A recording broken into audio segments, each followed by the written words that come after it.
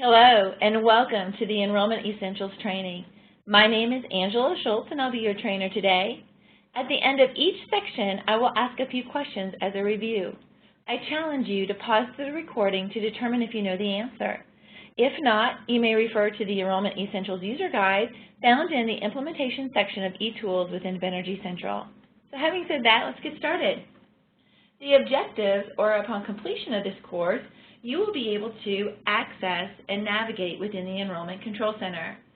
Understand the basics of reporting, both at the organization, but primarily at the employee level. Add a new hire. Demonstrate the employee search. Modify and maintain those employee records. Manage the life events process. And finally, approve and disapprove the GI request. Let's go ahead and log in. I'm going to open up a browser. The URL would be enroll.mybenergy.com. It takes you to the login screen.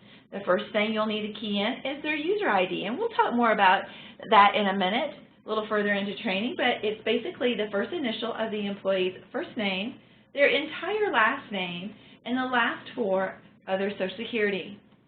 Their password is also their first initials of their first name, their entire last name, but it's the birth year, the 4-digit birth year. Select Enter, and you've now logged in to the Ebix Benergy Enrollment Control Center.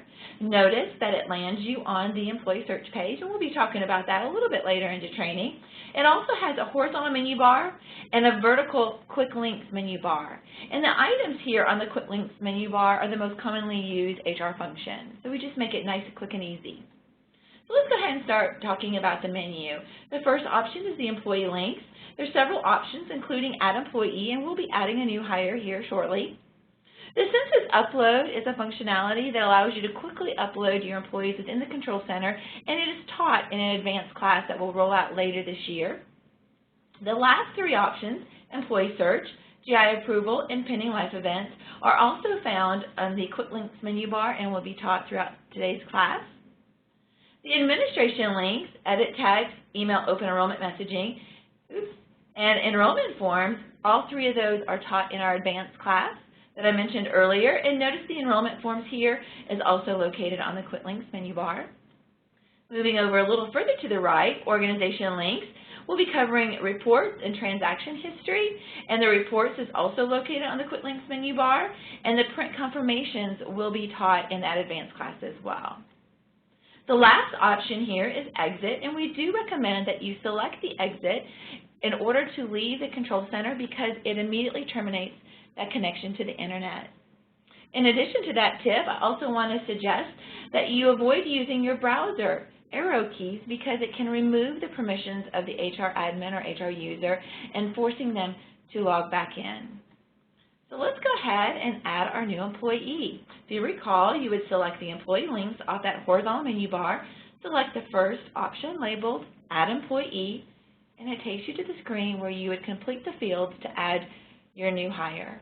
Notice that these fields are broken up in categories or sections, personal information, employment information, and so forth. And we're going to be covering the majority of these fields. We're going to primarily focus on the required fields as well as fields with special consideration. So something like prefix, middle name, suffix, those things are pretty straightforward and self-explanatory, so we won't be going into detail on those fields.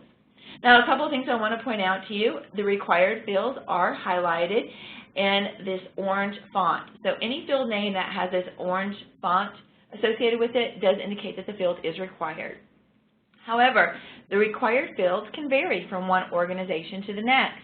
So required fields that you see on my screen may not match the required fields on your login screen when you add a new employee. Now, if you've identified that you need to make some changes, just reach out to your implementation specialist if you're still within implementation, or support specialist if you've been transitioned to support, and they'll be more than happy to change these required fields for you. So let's go ahead and add our friend Mary Smith, our new employee. All right, Social Security number. I'm going to go ahead and add their social. A couple couple things I want to say about the social. Notice that I entered her Social Security number without the dashes. So you need to make sure that you do that. Also, there is some logic built into this field that does require that this information be 9 numeric digits. However, there's not logic currently in the field to verify the uniqueness of this field, so just make sure that you enter their Social Security in correctly. All right, unique ID. This is a system required field, so let's talk about this. I'll go ahead and add a unique ID. Now, the unique ID is system required, like I mentioned. Also, we recommend that you do not use their Social Security number for HIPAA purposes, but you most certainly can if you need to. Most of our clients use like an employee number. But this number needs to be assigned to the employee because that employee will carry it throughout the time that they're not only in the control center as an active employee, but also once they're terminated. And also another tip is that this unique ID must be unique and cannot be assigned to another employee. All right, now employee ID, notice that this is not required in my organization. If you need an additional identifier for this employee because maybe you have a carry fee to a payroll company, you can most certainly use like a payroll number as an additional identifier. All right, let's go ahead and add the birth year or birthday. Just quickly add a gender indicator. Now marital status, our friend Mary is going to be married. However, this is for informational purposes only. It doesn't drive eligibility. So in other words, it will not automatically give her the tier level of employee plus spouse. Same is true language, just for informational purposes only. It doesn't refresh the screen and change the language. All right, so now I have completed all the fields under the personal information section. Now let's kind of scroll down and let's complete the employment information. Let's make our hire date today's date. And now we're going to give her a salary. Now, the only thing I will say about the salary, or one of the main things I'll say about the salary, is this amount can be anything. It can be an annual salary, it can be an hourly rate, it can be per pay period, monthly, or whatever you choose it to be. Just make sure that the salary frequency identifies the dollar amount. Now, the pending salary. Now, typically in a new hire situation, you will not be giving the new employee a raise immediately. But let's just say that Mary is an existing employee. She's gone through a performance review and she's eligible for an increase. Let's say she's going from $50,000 to $55,000 a year. So again, just make sure that frequency matches the dollar amount. And let's say this raise is eligible on May the 1st of this year. And what will happen is overnight processing on May the 1st will update her salary from $50,000 to $55,000. So it's not immediately, it's overnight processing. In addition to that, if there are any salary-based benefit plans that are set to recalculate with a salary change, then the function will be performed only if this information is completed. All right, so let's salary grade, most certainly can use it. Hours worked per week. Now notice this is an optional field in my company. However, if I were entered a hourly rate here, then this field would then become required. All right, the next 3 fields I'd like to talk about are location, department, and job class. And these are required in my company, and they drive 3 different things. The first thing it drives is that they can be used in report parameters, and we'll see that a little bit toward the end of training. Now, it also can be used as search criteria in the employee search functionality, which we'll see here in a few minutes. And then it also can be used to define eligibility for benefits. So I made those 3 required, and I'll go ahead and complete both the location, department, and job class. All right, business unit, cost center, and union, those all 3 are optional, can most certainly be configured. But let's talk about this Benergy user group.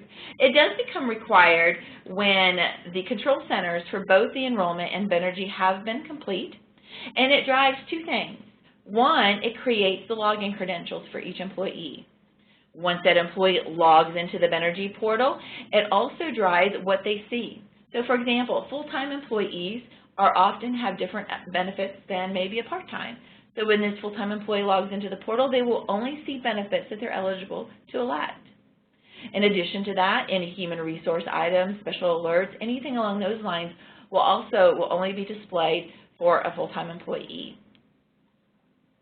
All right, let's move on. Pay frequency, pay schedule. These often get confused. So let's talk about this.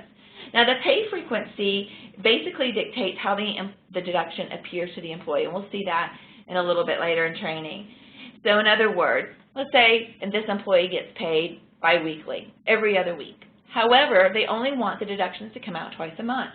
In that particular example, the pay frequency would be semi-monthly. However, the pay schedule, on the other hand, is used to calculate the deduction amounts for flexible spending accounts, such as FSA or HSA. So in that case, in this particular company, there's only one option, but there could be multiple options, and you would just pick the one that you need to use to calculate the spending account. Job title, most certainly can configure that. Employee type, there's several here. I'm going to go ahead and select full-time, but notice that there is a COBRA option. And I just want to point out to you that the Control Center doesn't track COBRA per se. We do partner, though, with a vendor who does manage and track that process, but we most certainly can identify the employee is COBRA eligible and send that carrier feed if that's what you've contracted.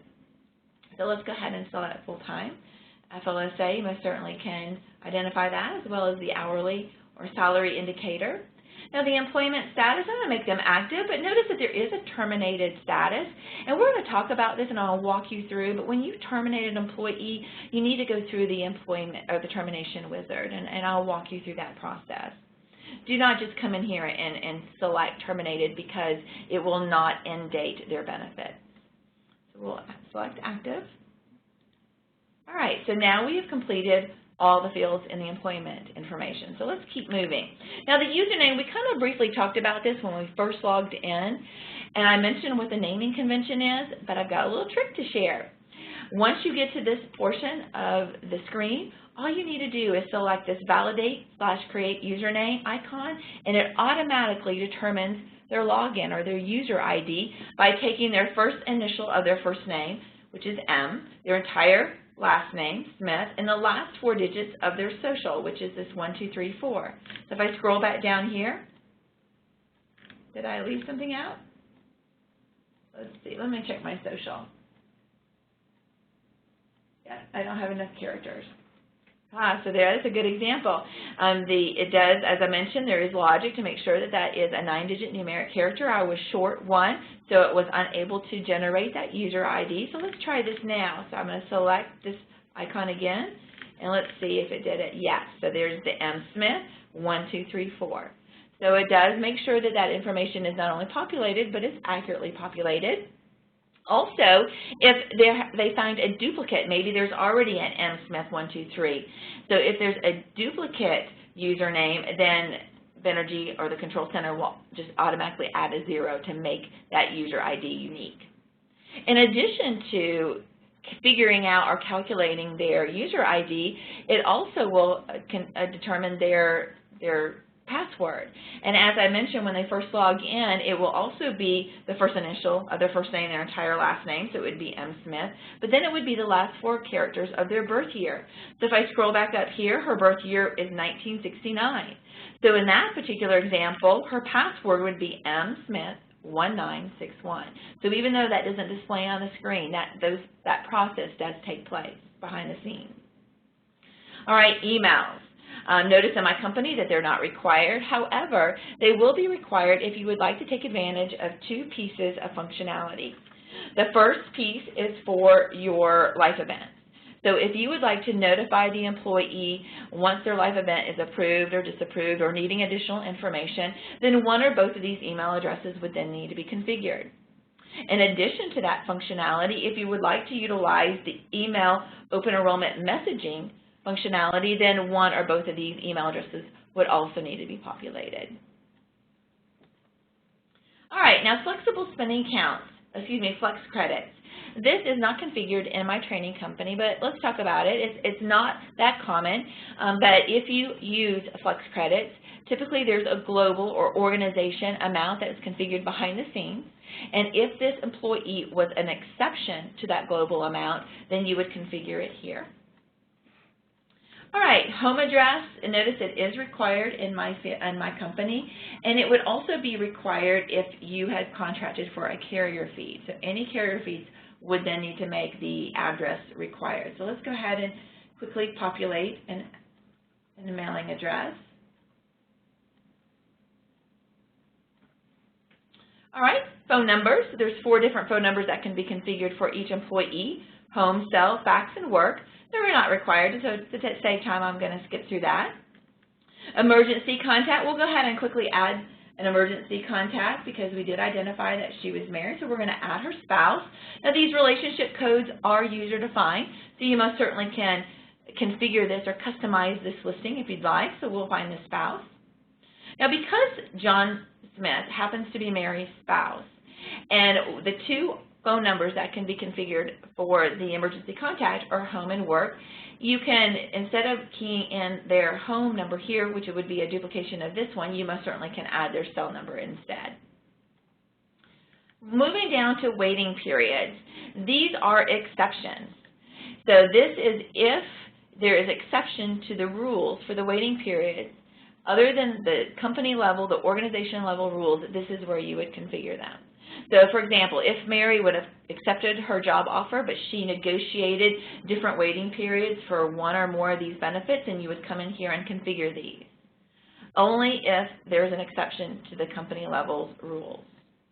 So once you've configured all this information, you're ready to save or hire that employee. So just select Submit at the very bottom middle, and it will add the employee, giving you a message that the employee was added successfully.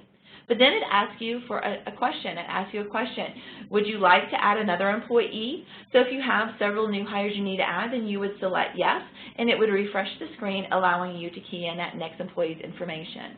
But in training, or if you're done, you would just select no, and it would confirm that hiring of that employee, and it will take you back out to the employee search screen.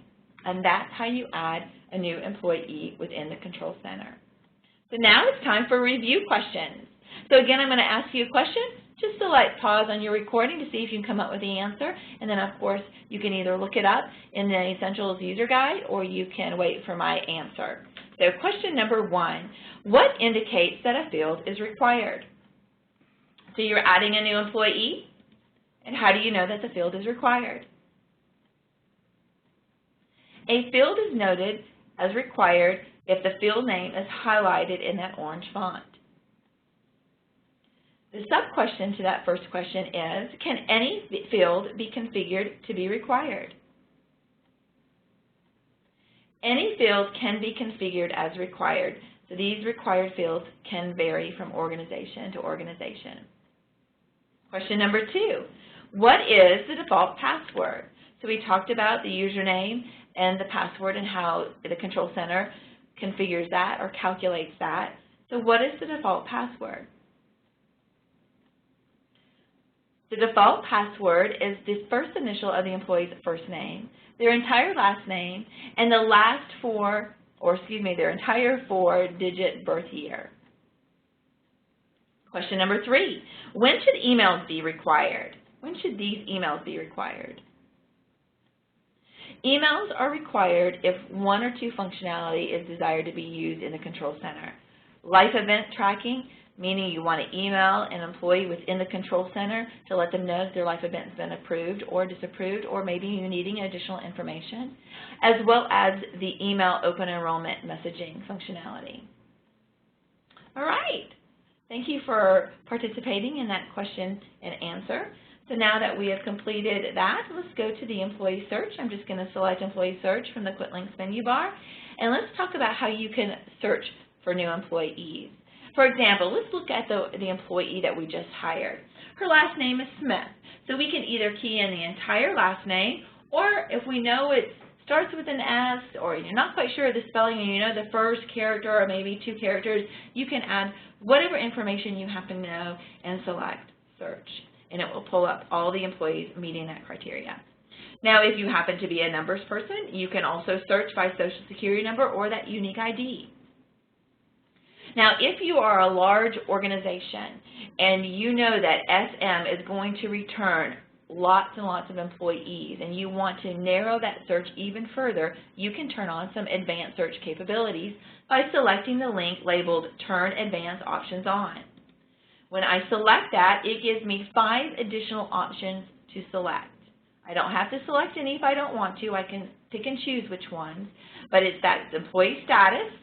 So you can say, I just want to look at and try, I know that this person is active, or I know they're terminated. So you identify what employment status you want to search on.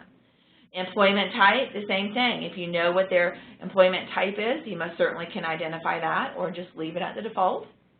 Location, if you know that, great. Notice that the location, department, and job class, now those are the three I mentioned earlier that can be used in the employee search capability, so that's why they're listed here. So again, you can leave some of these blank, identify some of these if you'd like to, and select search, and again, it will help you narrow that search even further. Now, once you have found your employee, notice that all the employees' last names are links. So if you want to go into a particular employee's record, you would just select the last name of that employee, and it will open up 3 additional menus or sections: actions, reports, and transaction logs. And we're going to talk about all these sections and each item in these sections throughout training. So let's just kind of start at the beginning, and we'll go through the actions items, starting with modify employee.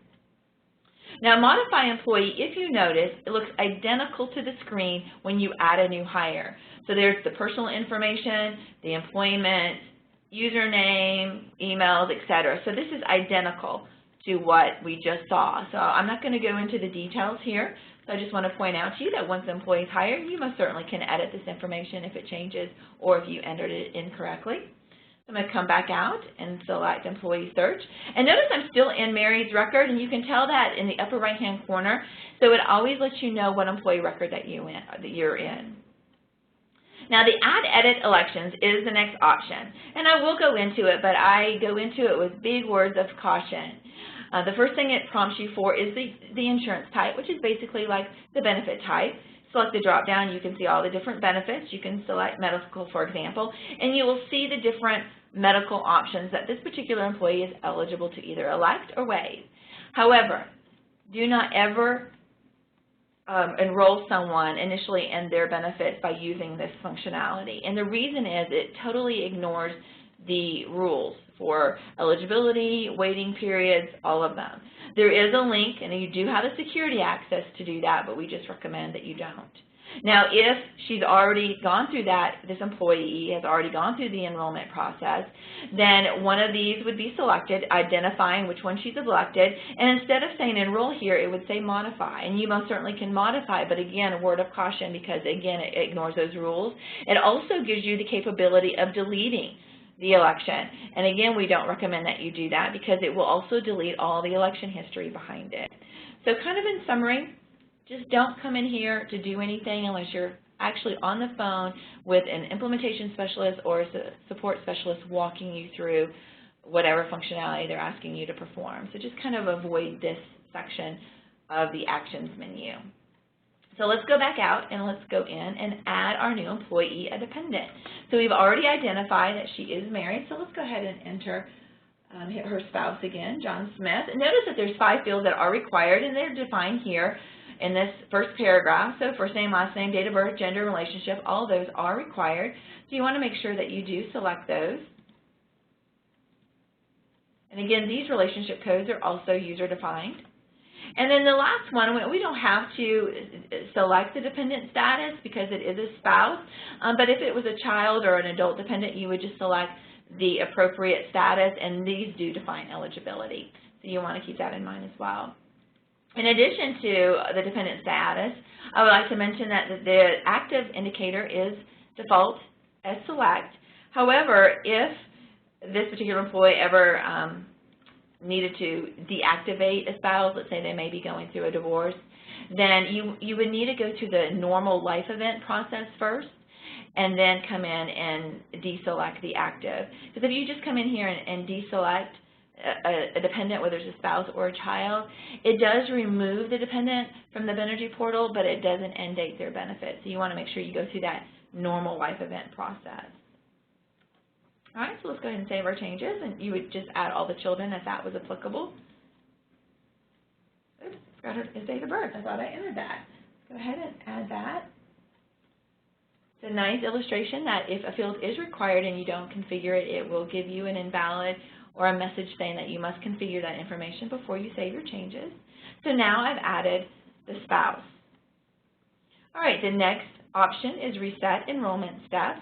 Now I know we haven't talked about enrollment So this is a little confusing as far as what it does, but let's talk about this. Actually, let me just do it. If I select Reset Enrollment Steps, it will give me a message.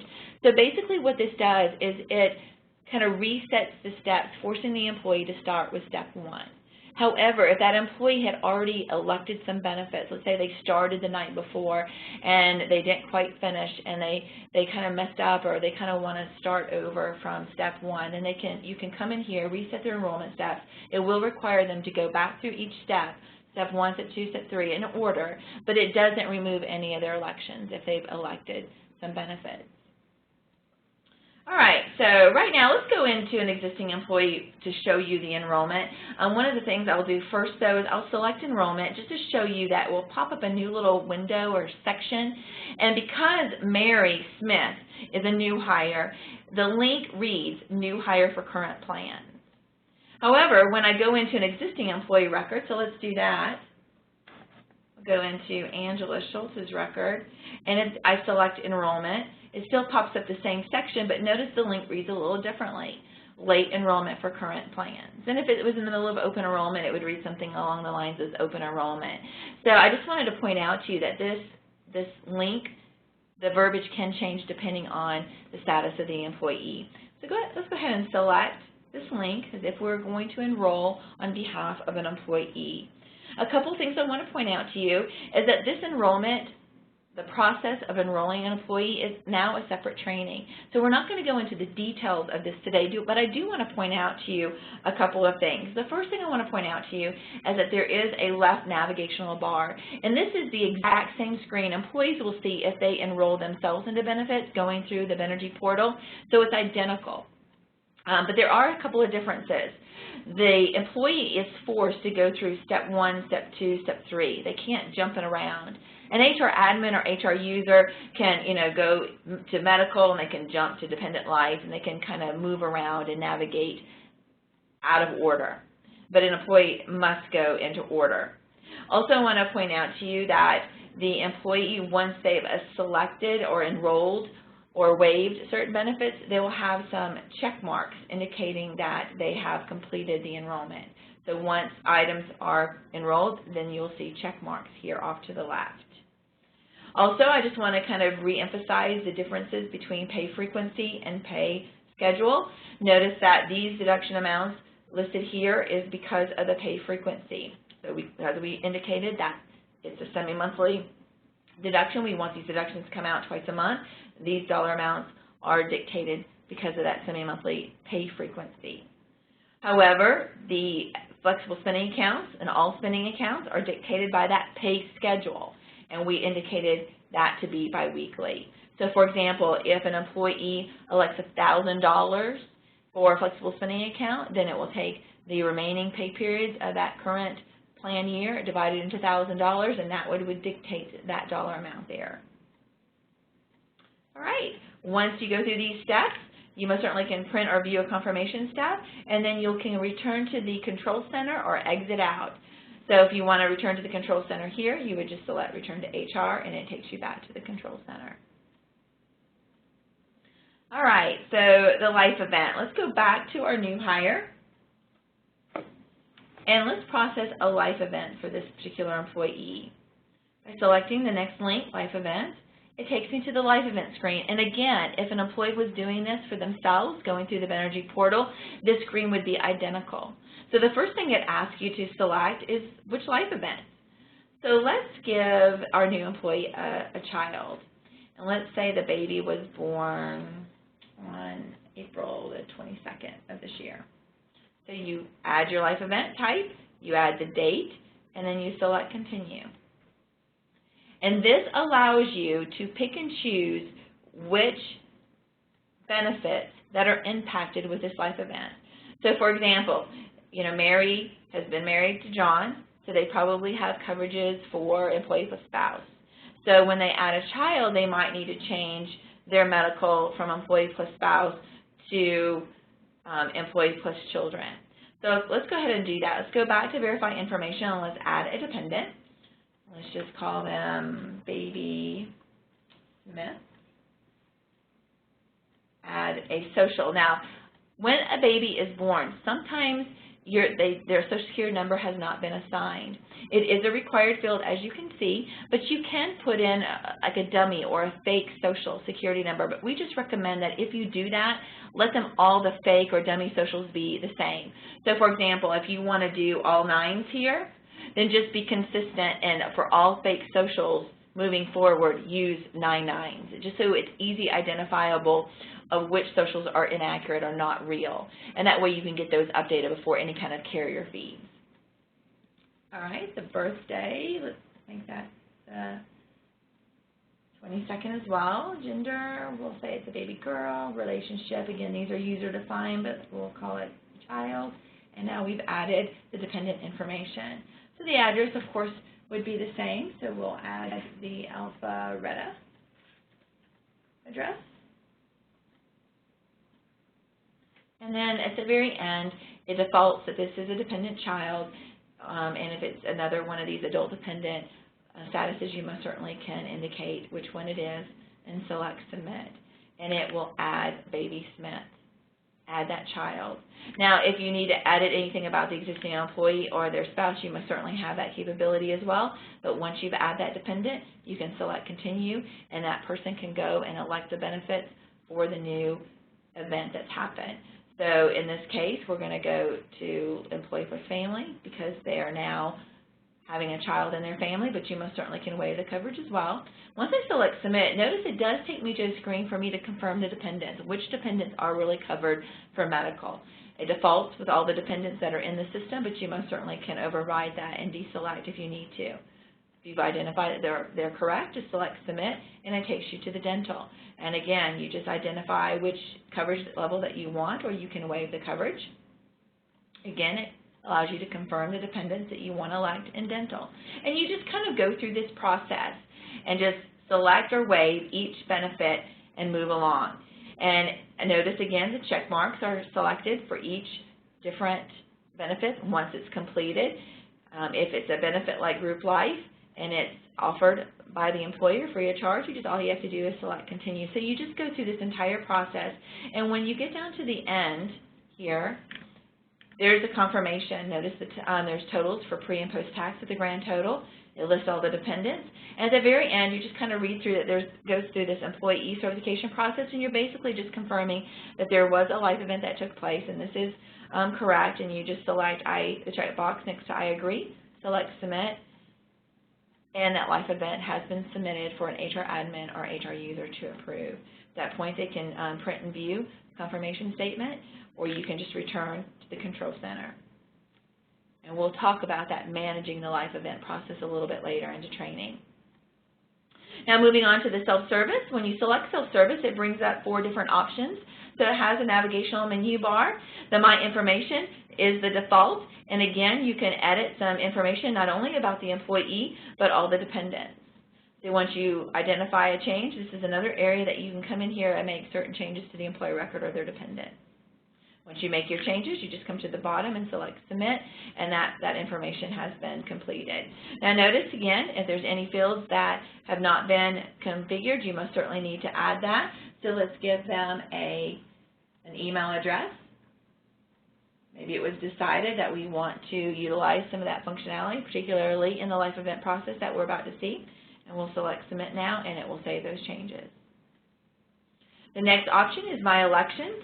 So anything that they are currently enrolled in, it would display here. So there's 2 different views, what they're currently enrolled in and the upcoming. So let's take a look at that. Let's go out of this employee and let's go back into our existing employee so we can take a look at it. Go back into self-service and go into My Elections. And so currently, Angela Schultz has all these benefits. So this is the current view, meaning they're currently enrolled in these benefits. Looks very similar to a confirmation center statement with all their totals, pre and post taxes, as well as any benefits they may have waived. And upcoming, the difference between current and upcoming is elected in benefits, so they've enrolled in benefits that the plan year hasn't come to be. So typically like in an open enrollment situation where maybe their open enrollment period was sometime in November, but the plan year doesn't start until January 1. So if they come in here and take a look at upcoming, like say in December, they would see all of their upcoming elections that are not current yet because of the plan year start date. All right, my beneficiaries, this is for any benefits that this employee possibly could have elected that potentially could have a beneficiary assigned, such as Employee Life. So this employee is enrolled in Employee Life, so you can select the radio button next to that particular benefit, and it displays a screen of beneficiaries. Notice a couple things for me. Notice that there's 3 opportunities to elect 3 primary beneficiaries, as well as 3 contingent. A couple of things that I'll say about the primary is that not only can you have up to 3, but you can have 1 if you need to, but the only consideration is the share of proceeds must total 100. So whether you have 1 or 2 or 3 different primary beneficiaries configured here, as long as the split equals 100, you're good. So it can be 50-50, 75-25, it doesn't really matter. In addition to that, these beneficiaries can be configured at any time. It doesn't have to be during open enrollment. These can be added at any point in time. And the same is true of the contingent beneficiaries. Can have up to 3 as long as the share proceeds equal or sum 100%. All right, moving on to the file cabinet. The file cabinet lists all the enrollment forms as well as the confirmation statements. Now, this particular organization does utilize the online enrollment solution, so you don't see any enrollment forms here, but you can see all the different confirmation statements that this employee has ever elected payroll or gone through that enrollment process. If you want to look at any one of them, just open up whichever one that you're looking for, and there's your confirmation statement that you can either view or print. All right, so that is the self-service, so all 4 of those different menus. So let's go back to the Enrollment Control Center by selecting Return to HR, and we can move in to Forms by Employee. Now this is looking very similar to what we just saw under self-service, but the difference is that it includes an enrollment type. So again, if there were enrollment forms, you would have those listed here. Here's all your benefit confirmation statements and identifying which enrollment it was, what type it was. See that it makes it a little bit easier to identify which confirmation statement that you might want to view or print. That's the only difference. Going back to Employee Search, the next option here is Terminate Employee. Now, this is that termination wizard that I mentioned earlier. So if you're wanting to terminate the employee, you would select this wizard to walk through those steps. The first name and last name, employee number are automatically pulled in, so just make sure that you're in the right employee because you don't want to inadvertently terminate the wrong employee. The termination date, of course, would need to be populated as well as the reason. There's several listed here. Once you've identified the date and the reason, then you would just need to confirm that this is the exact employee and you really do want to terminate them. So you would just select this radio button and select the termination button here at the bottom, and that would terminate this particular employee. In doing this, it will also terminate their benefits. So it will end date their benefits according to the waiting period rules, whether it's end of month, end of or current termination date, however those rules are that you submitted to your implementation center or specialist, this termination functionality will adhere to those rules. All right, moving back on to the Employee Search, we have now covered all of the items under the Actions menu. So now we're going to move on to Reports. There are 7 reports at the employee level, so all these reports have to do with just this one employee, which is very different than the report capability over here on the Quick Links menu bar. This report capability are organizational level reports, and we're going to talk about that at the very end of training. But these 7 have to do with just a specific employee. Notice also that there is a clock here. This clock indicates that this report can be scheduled. So it can be scheduled to be produced and emailed to a particular person on a periodic basis. In addition to that, notice if you hover over these report names, it gives you a description of what information is included in that report. So for example, 2 most common reports at the employee level are election history and current elections. If I hover over those reports, I can see that election history has a report that generates with all the employees' elections that this employee had ever enrolled in for all the plan years that this employee's been in the control center. So if we select this link, it takes us to the report parameters for this one employee for this one report. Now when you generate reports at the employee level, the parameters usually don't have a lot. This particular one, it just has the Social Security number. The default is to hide, or yes, to hide the Social Security number, but you most certainly can override that if you need to. If I select OK here, it generates this particular report, again, for this one employee. So the report is usually 1 page long, depending on how long the employee has been in the system. It can be longer. Notice a couple of things. When you view a report within the Control Center, you'll have several scroll keys. The first one just kind of scrolls the report in that window. Now, if you want to see the entire length of the report, use this outer scroll key because it will allow you to review the entire length of the report. And then the scroll bar here at the very bottom horizontally just allows you to move left and right to see the report for the report width. So it can be a little tricky. So we can most certainly export this report. So let's talk about that. One of the first things that you can see in this little bar up here is how many pages. And if there's more than one, you most certainly can use these arrow navigational keys. Also, it identifies the different formats that you can export this report. The two most common, of course, are Excel and CSV. Now, Excel produces a kind of a prettier report, if you will. So I'm going to select that option. Select the word or link export, and it will prompt me to either open or save. I'm just going to open it for purposes of training today, and it opens up an Excel version of that report, making it a little bit easier, especially if you open up the report, the entire window. It's just a little easier to read. Still has all your headers, and you can kind of scroll a little bit more easier. So that is reports. So let's go back out to the employees menu, and this time let's scroll down and look at the transaction logs. Now, the transaction logs are basically an audit trail, and the biggest difference between the transaction logs here within the employee and at the organization level is that at the employee level, it creates a complete audit trail, a complete history as long as this employee has been in the Control Center. Whereas at the organization level, and we'll see that a little further in the training, it prompts you for a date range. It keeps the history indefinitely, but you can only generate a transaction log at the organization level in a 4-month window. Whereas at the employee level here, it's indefinite. It's an entire time that the employee's been in the Control Center. So these are great for troubleshooting. There's several to choose from. Let's go into the employee and employment. Again, there's descriptions. If you notice when I hovered over that transaction log, there is a description that describes the kind of information that would be generated in this log or this report. Notice that it does produce a table. There is a scroll bar at the bottom so you can see it, so it's quite long. It's quite actually wide. Notice the first column is a change type, and there's some alpha characters in there in the first column, and the key to that is kind of listed over in the upper right-hand corner. So if the record was added, there would be an I, updated, UI, deleted, D. And it also highlights the item that was changed in kind of that gray font, so it makes it a little bit easier to identify. Notice also that there is a download capability, so you can select the link labeled Download Excel Report. It opens up the report in Excel, so you can either open it or save it. I'm just going to open it. Now there is a version difference, so I'm just going to quickly say yes. And you can see that the report or the transaction log opens up in an Excel file. So you can view it, manipulate it, and do whatever you need to do. All right, so we have covered all the different options under Actions Item, Reports, and Transaction Logs. So now it's time for questions, review questions.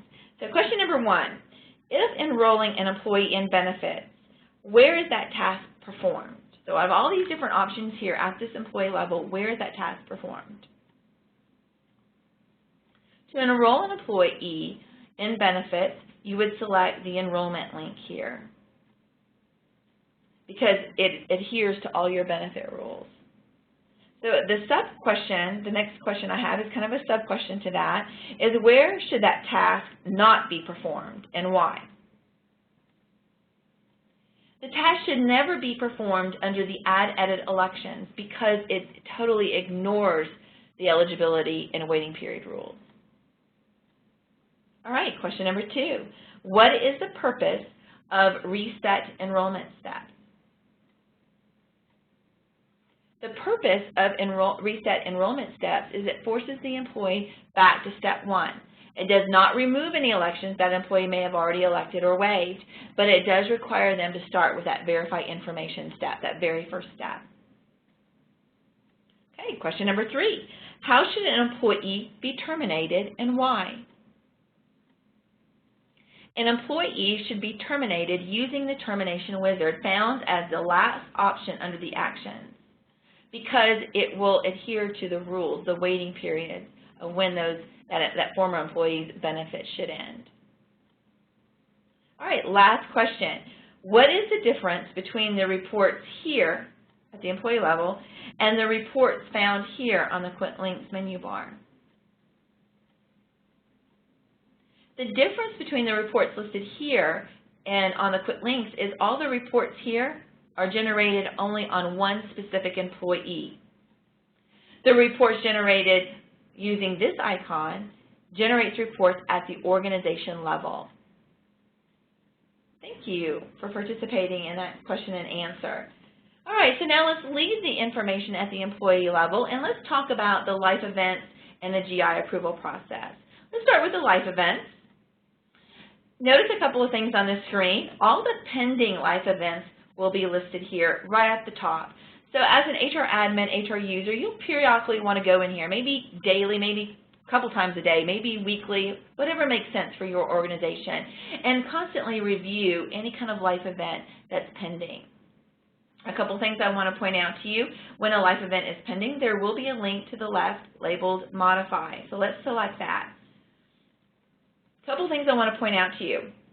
When an employee processes a life event or an HR admin or user processes a life event on behalf of an employee, it will display all the benefits that employee wants to change as a result of their life event. So this particular employee, our new employee, Mary, has decided, because she's had a baby, to elect employee plus family for both medical and dental and vision. Also, re-electing the group life and the group STD. So notice the default for each one of those new benefit elections is approve, but you most certainly can disapprove. So if you need to approve and disapprove different elections within the same life event, then you would just come to the right of each event and just say, or each benefit option, and just either select approve or disapprove. So if you want to approve medical but disapprove dental, you may certainly do that, or maybe life event or group life. So you make your choices and you can select submit, and it will pick and choose. You also, the default would be to approve the entire life event and all their changes, which happens to be the default. You most certainly can just disapprove or deny the entire life event, which is the next option, or you can request additional information. So if the emails are configured at the employee level, you can select this last option and just say, please submit copy of birth certificate by next Friday.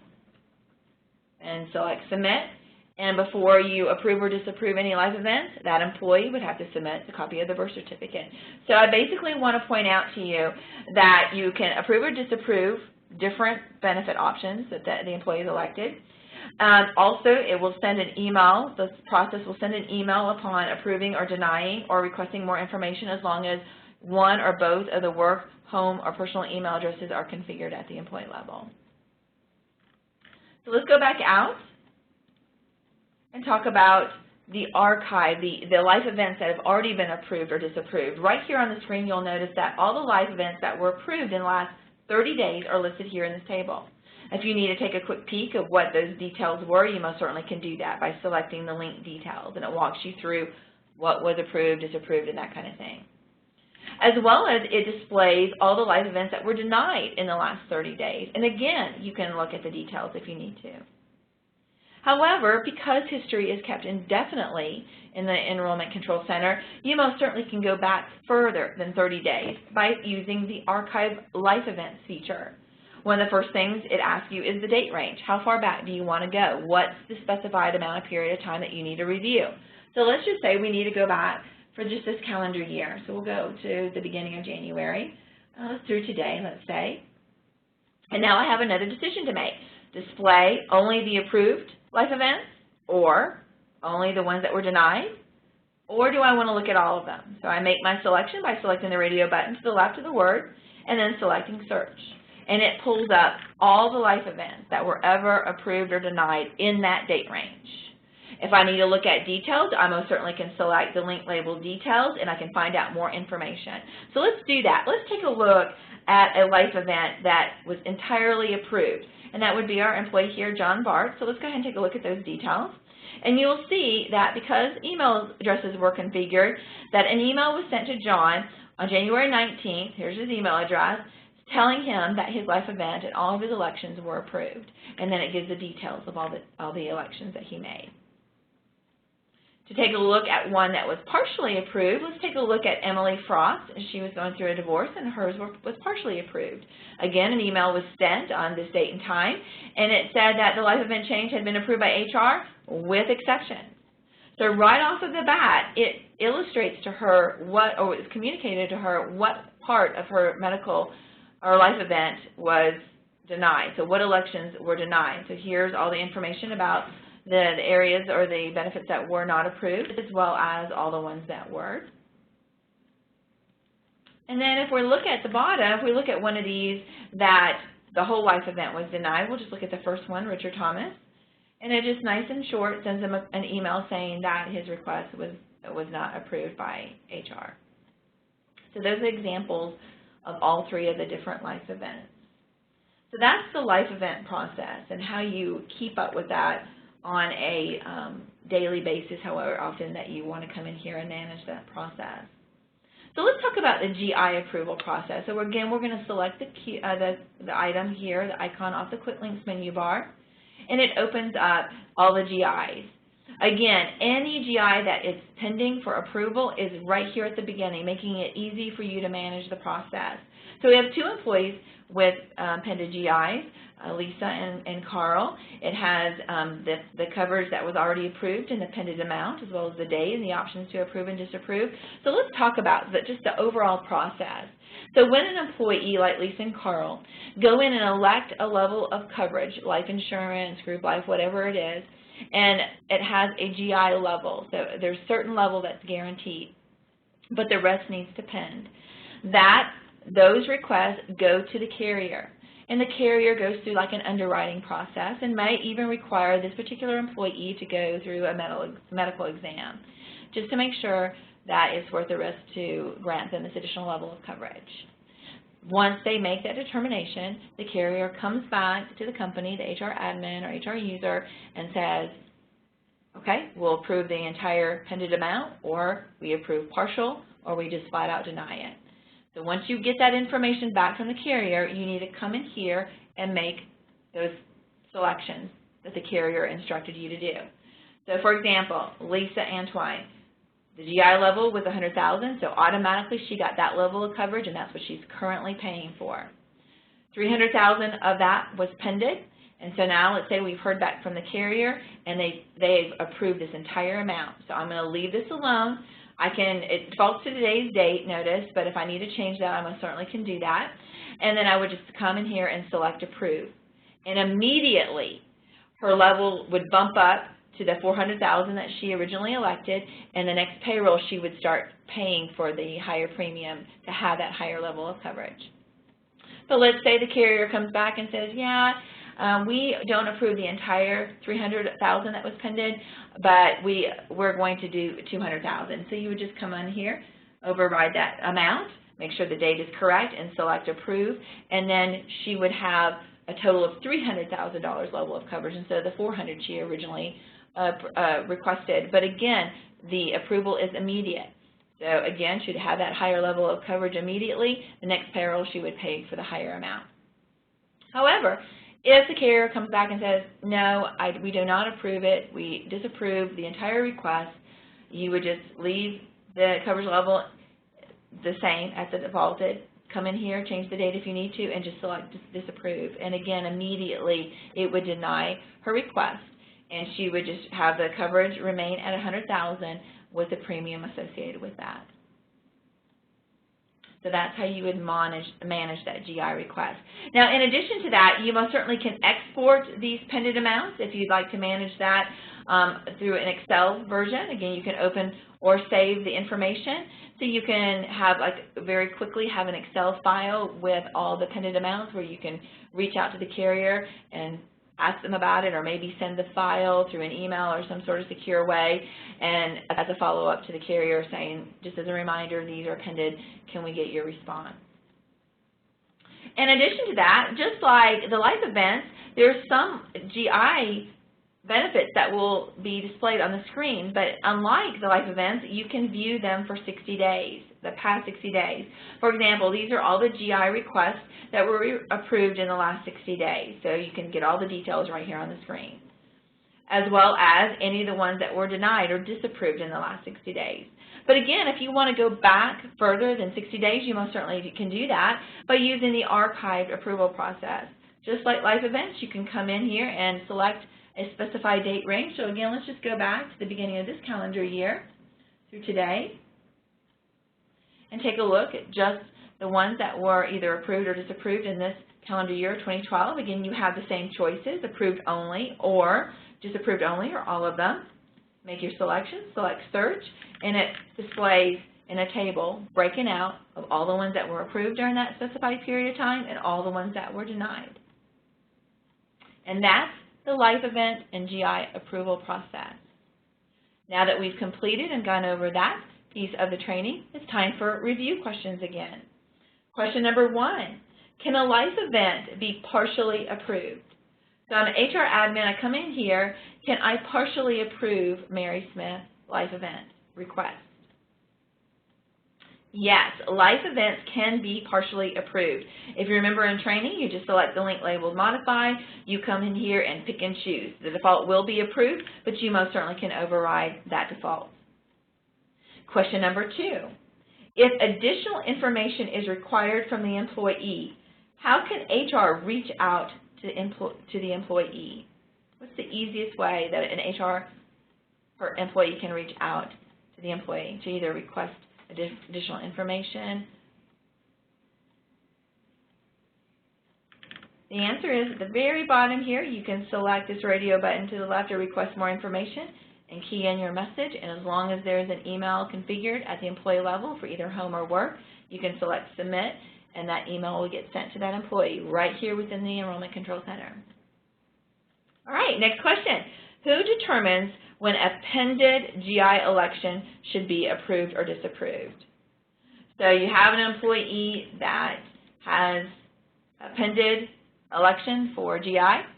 Who makes that decision? The carrier makes the decision of whether or not a GI request is approved or denied. Last question. When is an employee's record updated after an approval of a pending request? So I hear back from the carrier, I can come in here and approve this request. When does it get updated? Approvals are done immediate. So as soon as an HR admin hears back from the carrier, selects approve, it automatically grants that employee the higher level of coverage. All right, so that concludes the life events and GI part of the training. So we have a few minutes left, and what we're going to focus on is reports and transaction history at the organization level. So you can quickly identify the reports at the organization level here, but of course you most certainly can access these two items from the organization links. So let's just quickly use the quick links. And it takes us to reports. Now this is a separate training, so be on the lookout for that. We'll be rolling that out a little bit later this year. But I want to point out a couple of things. One, there is 5 main sections of reports. There's audit, billing, employee, enrollment, and master. So these are the different categories, if you will, and there's a brief description of what that category is about. One thing I will say about billing is that billing is done each calendar month on the 1st. So if you generate a report today, let's say, and today is April 27th, so if you generate a billing report today, it only has the billing information through April the 1st. All right, notice there's 2 additional categories, or custom categories, if you will, master and new enrollment, as well as a capability to schedule these reports and an ad hoc capability. So let's go in one of these main categories. Let's select master. When you select Master, you will also see all the reports that can be scheduled, which are identified as a clock, just like they are at the employee level, as well as if you hover over any of these reports, you, of course, will get a description of that report. So I just wanted to point that out to you. If I go into one of these, so let's say we go into Employee Master, notice that the report parameters are a little bit more involved than the report parameters at the employee level. So for example, in the Employee Master report, departments and locations, as well as some of these other options, need to be identified so the Enrollment Control Center can generate a report to what you're looking for, the type of report that you're wanting to generate. Notice that departments and locations are two of those fields that I did have as required in my organization because it can be used in the generation of a report. All right, so that's how you, once you identify all of these parameters, you would select OK, and it would generate that report. So now let's go and look at the transaction history logs. Again, you just select organization links. It's the last option, labeled transaction history. Notice there's several transaction logs. And again, the difference between the transaction logs here and at the employee level is these only are generated for a specified period of time. So let's take a look at one. Let's go into employee employment. We'll just go through the first one. Again, notice that location, department, job class, those three fields can be also used to generate a transaction log. So you make your selections here, but here is where the date range is identified. Again, history is kept indefinitely, but you need to select a date range, and it must be within a 4-month window. So the date range can go back as far back as you want to, but the range within the generation must be 4 months. Once you identify what that date range is going to be, you select Run Report, and it would generate a transaction history log.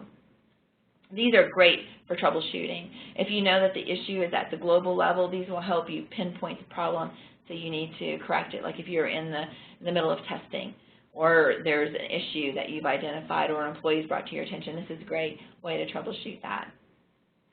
And that is Enrollment Essentials, the basic functionality of our enrollment product. So now that we have completed training, let's go back to our PowerPoint. Let's just make sure we have accomplished everything that we set out to accomplish. Access and navigate within the Enrollment Control Center. We talked about that. I showed you the little tricks on how you use the Quick Links menu bar. We talked about avoiding those browser keys. So it looks like we accomplished that.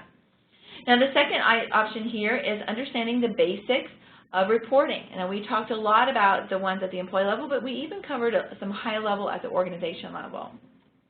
We added a new employee. We talked in great detail about special fields, all the required fields, as well as fields that have special considerations. So it looks like we accomplished that as well.